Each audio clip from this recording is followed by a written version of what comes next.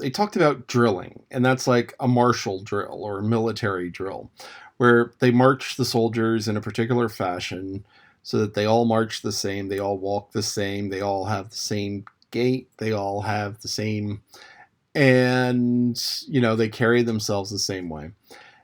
And the king carried himself like a king. Now, different people have different postures, and some people are more laid back than others. When I was in, I guess it was junior high school, there was a kid I knew, and he had just like this incredible posture. He was like always straight up, and it was impressive to see. And it just kind of stuck with me all of these years. I can't remember his name, but I can just see him just ramrod straight. I don't know, maybe he has scoliosis and a back brace, but anyway, he was always just standing straight up. And another thing is that you can tell, there are ways to tell people by the way they walk. There are people, it's like you can hear them coming down the hall and oh, that's so and so by the pattern of their steps, by the way they move, that it's like the pace, the weight, the sound. It's like, oh, this is such and such a person. And one time I was working a summer job, and someone was doing impersonations of different people's walking styles. And you closed your eyes and you could hear them walking down. It's like, oh, that's Doug. That's exactly the way Doug walked. Or, oh, that's Jake. That's the way that Jake walks. And you just listen to it. It's like amazing that you can tell the people by the way they walk. Yeah. But some of the people he was imitating, of course, had very distinctive styles, like this heavy footstep, bump, bump, bump, bump, bump. But the thing is you can tell people by the way they walk, and you can tell a lot about people by the way they carry themselves. And they also mentioned how different burdens affect you in different ways, and weights carried differently. And the king said armor is heavy. And yes, armor is heavy. But armor is a very well-balanced load.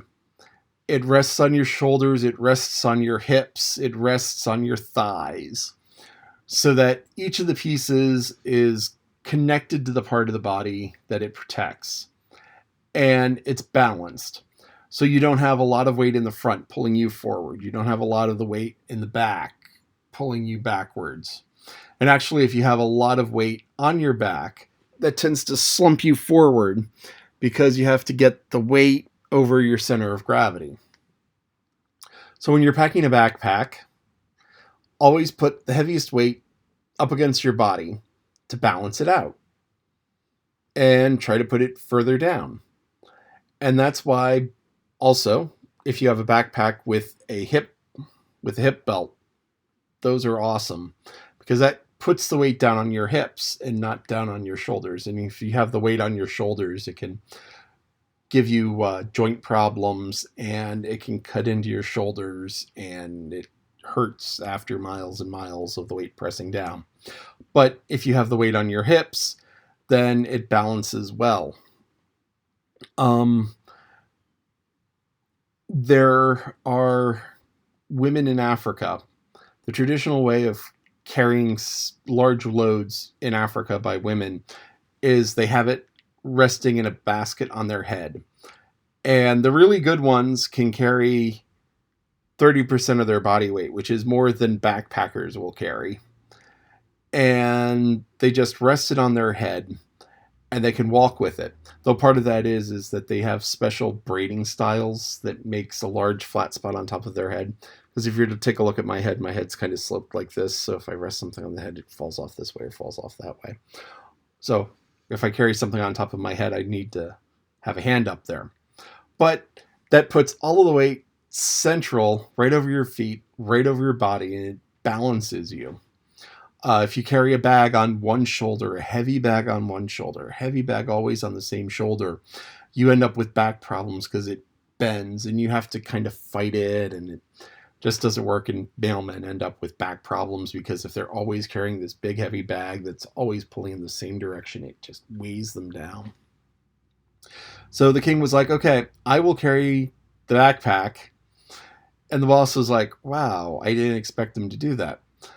But the thing is that the king is not taking a lot of these things personally, that he's viewing all of these things as just kind of like beneath him. They aren't actual burdens. And the words that the boss tells the king of, imagine you're trying to feed a family, imagine that you're out of work, imagine, the king has no context for this. He hears them, but he doesn't see them or he doesn't feel them.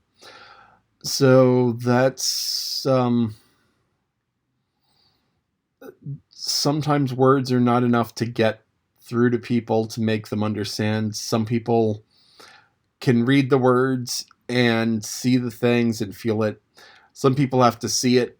Some people actually have to experience it for themselves, that they lack sufficient empathy, that they have to actually feel the pain themselves. Most people aren't like that, but and I mean, there are some people who are so out of touch with everyone else that they don't realize that other people feel even after feeling the same thing. And gotta watch out for people like that, though they usually try to hide it because that's being a sociopath, and it's just like the complete lack of empathy for others is can make them very dangerous, and people kind of get weirded out by it. It's like, don't you care that? And it's like, well, no. If you admit something like that, people don't trust you because, you aren't like them, and it's almost like being an alien. So that's that.